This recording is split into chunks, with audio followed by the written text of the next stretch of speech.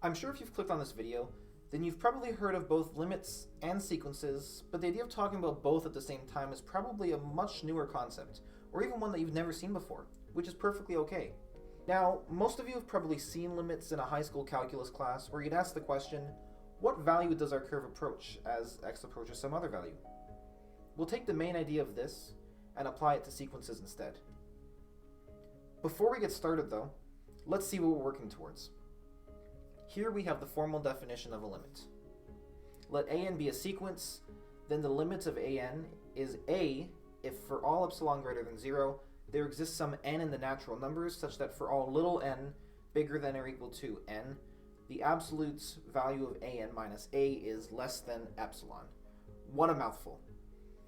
So on our road to understanding this definition, we'll first review what a sequence is, then we'll try to come up with a suitable, less mathy definition of a limit, and finally we'll come back to the formal definition and hopefully it'll make a lot more sense.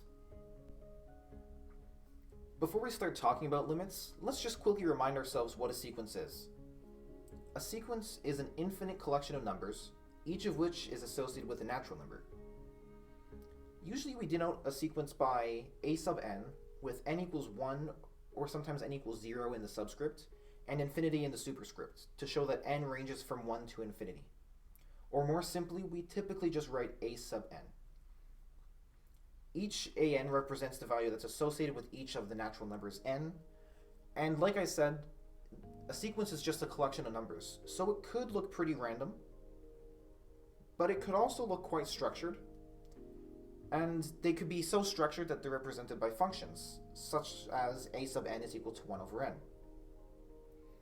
To help us come up with the definition of the limit, however, let's consider this slightly more contrived example. We have a sub n is equal to 1/2 if n is equal to 4, is equal to 1/3 if n is equal to 8, and is just equal to 1 over n otherwise. So what exactly do we mean when we say the limit of the sequence? Similar to functions, where we want to see what value the curve approaches as x approaches some value, and remember that value could be infinity, in a sequence we want to see just that. What value does an approach as n approaches infinity? So can we use this as the definition of the limit? The limit of a sequence is the value that the sequence approaches. It's definitely a good start since this is something that we can wrap our heads around, but for most mathematicians, this isn't quite good enough. For starters, what do we mean by approach? I think most of us might say that for a sequence to approach another value, it means that the sequence is getting closer and closer to that value. But let's take a look at that last sequence again. If we zoom in on the larger values of n, you might notice the sequence looks to be getting closer and closer to 0. So we might guess that 0 is the limit of our sequence.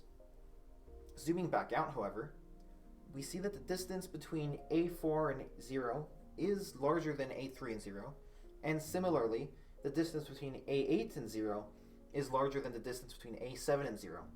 So can we really say that the sequence is getting closer and closer to 0 if sometimes the distance increases? And to that, your intuition is probably still saying yes, this should be the limit, in which case maybe we should change what we mean by approach.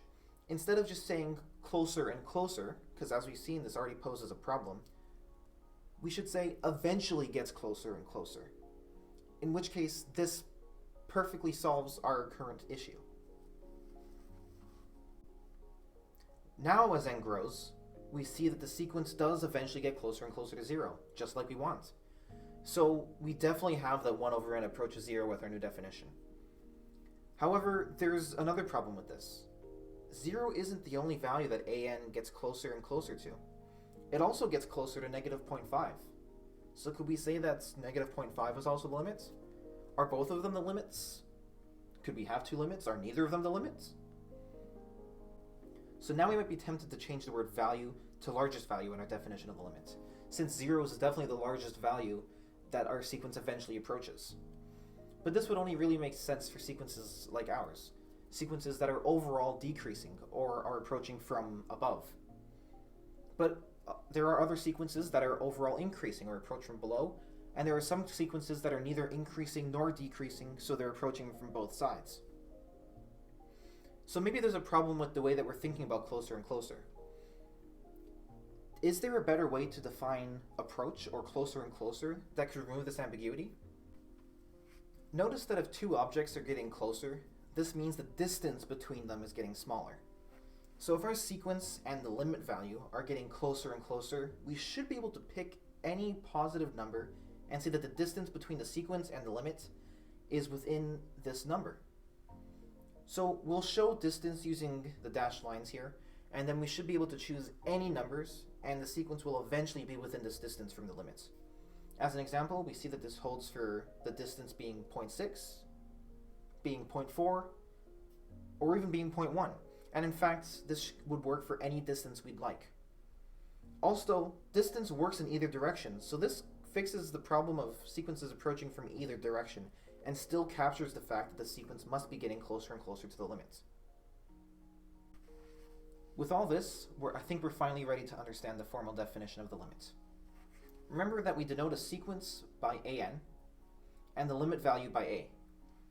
Since distances are positive numbers, if we let the Greek letter epsilon represent distance, then the for any distance becomes for all epsilon greater than 0. Another way to phrase eventually is to say that there is some index in our sequence, or that there exists some natural number. And finally, the distance between two numbers is the absolute value of their difference, and we want this to be within epsilon, or smaller than epsilon. Putting this together, we have exactly the definition from the beginning of this video. Hopefully, after joining me on this journey, you've gained a more intuitive understanding of the formal definition of the limit. Thanks for watching.